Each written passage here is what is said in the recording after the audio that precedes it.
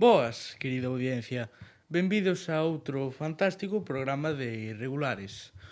Hoxe temos connosco a un profesor que para a nosa clase pois non é simplemente un profesor, senón que é algo máis. El é Sergio Pérez, profesor de Valores Cívicos e Éticos e o noso tutor. Benvido, Sergio. Moitas grazas. Bueno, pois, te parece comezamos xa coas preguntas. Adiante. Por que és profesor? Por que son un profesor? Moi boa pregunta. Iniciarme, pois, basicamente, empecéme a interesar dende o momento en que, considerei de que era importante de que a xente reflexionase un pouco sobre o que era a súa contorna, de que tomase en consideración un pouco sobre a súa vía cotiá, e sobre todo sobre a importancia de que sempre se considera a nivel cotiá de que todo é moi sinxelo, todo é moi banal, todo é basicamente moi, pois se dicilo, simple. A verdade é que as cousas nunca son tan simples, non? A realidade sempre se nos mostra ao longo do tempo, sobre todo a medida que vamos madurando, de que as cousas nunca son tan sinxelas, que moitas veces tomamos decisións en base a que cando somos novos non teñemos unha percepción da realidade, temos unha percepción da realidade que está sempre mediada polos medios de comunicación, polas masas, polos medios de masas. Isto implica que moitas veces se tomen, sobre todo nas idades, certas decisións que ao longo do tempo pois podemos arrepentirnos. E a miña intención de ser profesor é basicamente pois que as novas xeracións podan tomar en consideración esa pois, manipulación e ver as cousas sempre de outra maneira, non? Gustábache a ética e a filosofía cando estabas no instituto? Sí que me gustaba. Ben é certo que quizáis nos meus primeiros anos, sobre todo no instituto, era bastante pois, vergonzoso, pois, ao longo do tempo fui perdendo moita vergonza, non? Sí que é verdade que me gustaba sobre todo escoitar sobre todo a opinión dos demais, darlle unhas voltas o que dicían eles. Despois, ao longo do tempo, a medida que me fun animando a participar na clase, encontrei que, sempre está ben pois que haxa distintas opinións, que sobre todo pola circunstancia de que, estamos agora nunha realidade que nos quere dicir que todo hai que sacar un resultado inmediato, sacar uns resultados inmediatos e sempre se nos impón que como que hai só unha forma de facer as cousas que ao mellor non é certo. Entón, con longo do tempo, ante a miña contorna persoal, vendo un pouco como foi pasando non só no meu caso, senón no caso da xente da cercanía das persoas que estaban cerca a miña, veron o feito de que sempre había unha maneira, unha alternativa ante todas as opcións que podíamos levar a cabo, pois levoume a cada vez un maior interese pola ética. Bueno, pois agora imos pasarnos a temas un poquinho así da actualidade para ver a túa opinión. Sí. Que opinas de Trump e a situación política global que temos na actualidade?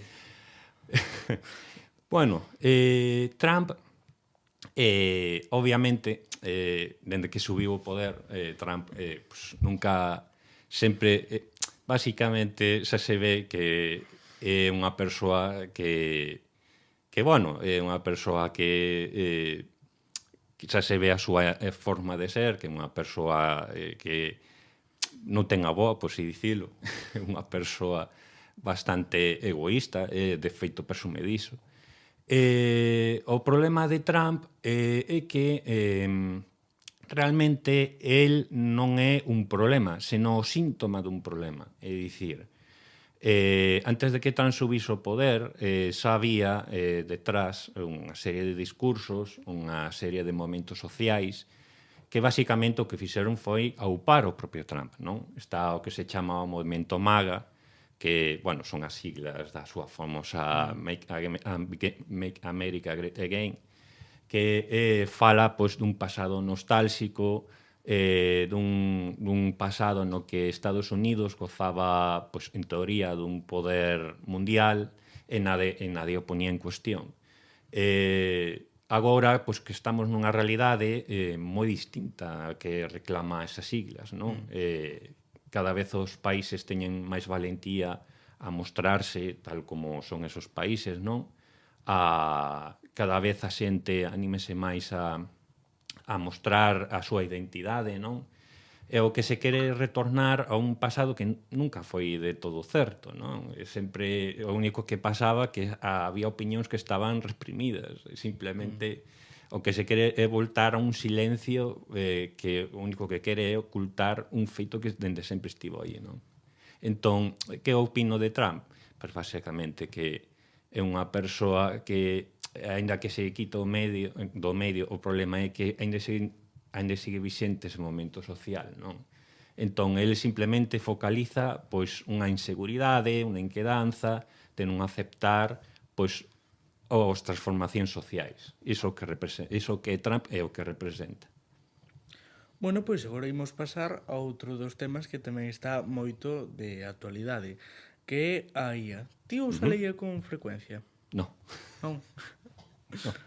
No, de feito, nunca usei inteligencia artificial. Que opinas sobre ela? A ver, non critico a xente que o utiliza, dende logo, considero que é unha ferramenta que vai implicar unha enorme evolución no futuro, non? O feito que permita axilizar certos procesos, permita axilizar determinadas, por si dicilo, que permita axilizar determinadas traballos, pois eso está ben. O problema é da inteligencia artificial, saben na propia palabra, intelixencia. O problema da IA é que realmente non é unha ferramenta, non é por si dicilo, un ser intelixente. Fai algúns anos eu díxenlle a uns rapaces de primeiro de bacharato noutro instituto que o problema da inteligencia artificial é que onde se ve que non é intelixente no feito que realmente non toma decisións. É dicir, almacena datos, procesa datos, pero realmente non toma decisións, simplemente espera que ou ben nós ou alguén a maiores pues, toma a decisión por ela. Entón, realmente é un procesador de datos. Vese no feito de que todas as producións de inteligencia artificial en realidad non son creacións da propia inteligencia artificial, senón que son roubos de datos de outras persoas. Temos o caso de Pinterest, que inicialmente era unha páxina que era para que os artistas pois publicasen as súas obras artísticas. Pero na actualidade transformouse nunha trampa mortal para esos mesmos artistas, na medida en que esos datos foron recollidos pola inteligencia artificial e agora, na actualidade, esa páxina está máis cuberta de inteligencia artificial que de man humana. O problema da inteligencia artificial é cando se intenta pois recluir a man humana pois da propia inteligencia artificial. Intenta dicirse que esos produtos son da inteligencia artificial que non é de ninguén máis, que non é mentira. Entón, basicamente, empregase como roubo da opinión que fixeron outras persoas, das escritos que fixeron outras persoas, das obras de arte que fixeron outras persoas e dos razonamentos que fixeron outras persoas. É dicir, o problema da inteligencia artificial que se empregue, como agora mesmo, como ferramenta de roubo. Crees que debería de ter límites? Pois sí, basicamente. É dicir, xa que falaches de ética, non? O problema, isto ocorre con cada avance científico-tecnolóxico.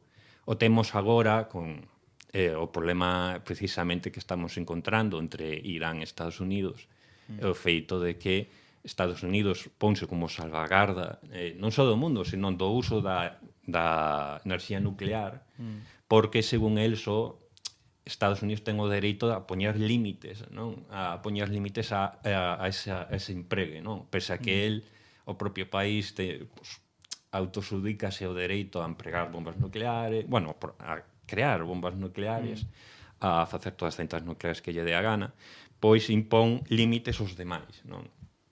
Isto, máis alá deste problema que teñe que a nivel internacional, o que se demostra que en cada avance de coñecemento hai que marcar uns límites, porque o problema que encontramos é que o problema é cando isto pode repercutir nas persoas, basicamente.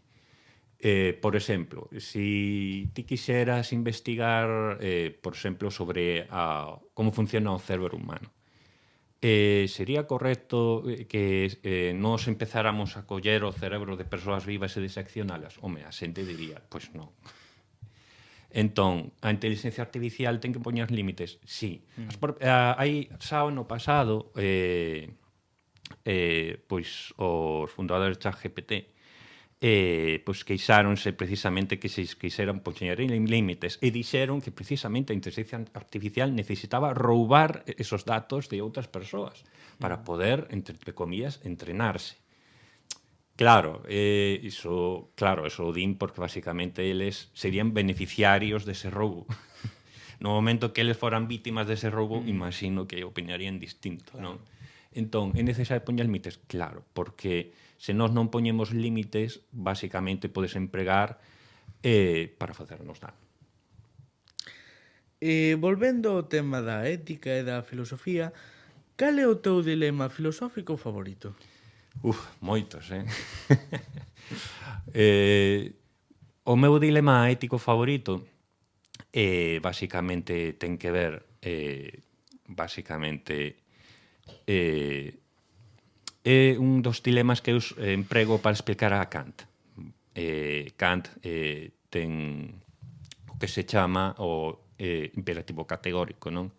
Que é unha forma de... Bueno, Kant o que quere justificar é que nós temos que facernos responsables das nosas accións, non? Entón temos que basarnos nos principios que nos gustaría que cumplise non só nós mesmos, senón todo o mundo, uns principios universais, non?